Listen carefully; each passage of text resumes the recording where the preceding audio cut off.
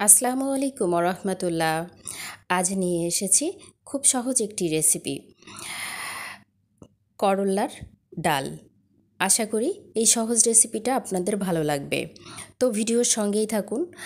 আমি করল্লার ডাল করতে এখানে হাফ কাপ মসুরির ডাল নিয়ে নিয়েছি। মসুরির ডালটা আর এখানে আরও লাগছে আমার করল্লা, ছোট সাইজের 6টা করল্লা নিয়ে নিয়েছি। এই দুইটা উপকরণ দিয়েই আজকের ডাল রান্নাটা কমপ্লিট করব। এই ডাল রান্নায় কোনো পেঁয়াজ, রসুন এবং ঝালের ব্যবহার হবে না। আমি করল্লাগুলোকে ছোট ছোট স্লাইসে কেটে নিচ্ছি। একটু সময় নিয়ে কেটে নিব। করল্লার ডাল মনে করলে অনেক তিতো মনে হবে, বিষয়টা এমন নয়। এটা রান্না করলে এত বেশি তিতো লাগে না। যারা একটু তিতো খেতে পারেন এই রেসিপিটি ট্রাই করতে পারেন। দেখুন করল্লাগুলোর স্লাইসটা এমন করে করেছি, বেশ একটু মোটা হবে, অনেক বেশি পাতলা না। তো করল্লাগুলোকে আমি সুন্দরভাবে ধুয়ে সেদ্ধ করব। আর এখানে ডালগুলো ভিজিয়ে রেখেছি, বেশ একটু ফুলে উঠেছে। এ পর্যায়ে ডালটাও সেদ্ধ করে নিব।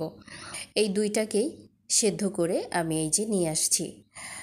এখানে করল্লাগুলো চমৎকারভাবে সিদ্ধ হয়েছে, দেখুন সুন্দরভাবে ডালটা সেদ্ধ করে নিয়েছি এবং একদমই লিকুইড হয়ে গেছে। তো এখন সেই ডাল রান্নার মূল প্রসেসে যাচ্ছি। একটি পাত্রে এই ডালটা পুরোটাই ঢেলে দিয়েছি এবং সেদ্ধ করে রাখা উচ্ছেটা পানি সহই দিয়েছি।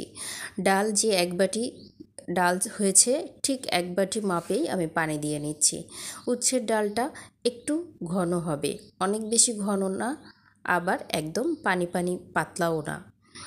তো এই পর্যায়ে আমি দিয়ে দিচ্ছি 2 চা চামচ লবণ এবং 1 চা চামচ হলুদ গুঁড়া। আপনারা আপনাদের স্বাদ মতো এটা দিয়ে দিতে পারেন। আর এখানে কোনো কাঁচা ঝাল ইউজ করছি না। এই অবস্থায় আমি চুলাতে বসিয়ে দিব। করল্লার ডালটা অনেক বেশি মজা খেতে, এই গরম উপযোগী একটি খাবার।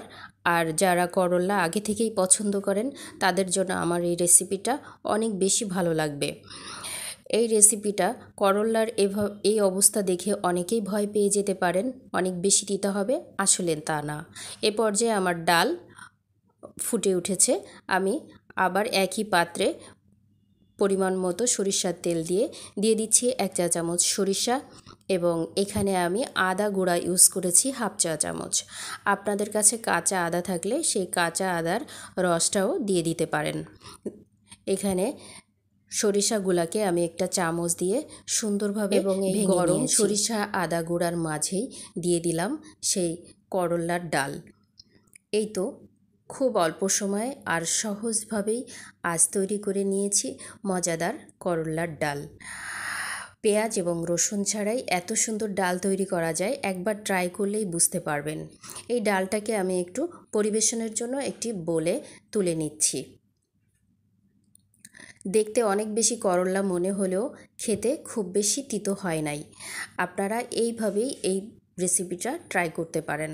আশা করি আপনাদের ভালো লাগবে। ভালো লাগলে কাছের বন্ধুদের জানাতে পারেন। পরবর্তী ভিডিওর আমন্ত্রণ জানিয়ে এখানেই শেষ করছি। আল্লাহ।